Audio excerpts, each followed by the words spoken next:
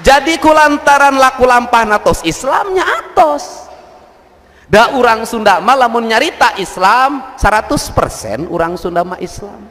Geningan aya nu teu Islam konflik politik akibat dicaram ku nagara ke dongeng napa neuri bising sara di dieu mah.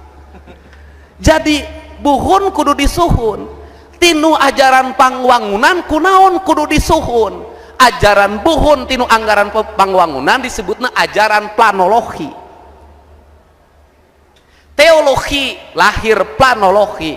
Jadi planologina kudu ditetengeran ku teologi. Antara Gusti jeung alamna teu dipisahkeun Sunda mah. Tinu planologi engke lahir geologi.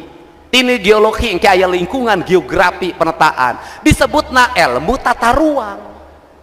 Ilmu tata ruang teh prasyarat ngawangun pamarentahan. Pamarentahan bisa tentrem ayem eta teh ilmuna kudu ilmu tata ruang. Ai ilmu tata ruang urang Sunda di mana? Kudung kudu awian, lengkob kudu balongan, lebak kudu sawahan. Nu motong disambung, nu panjang montong diseuk-seuk.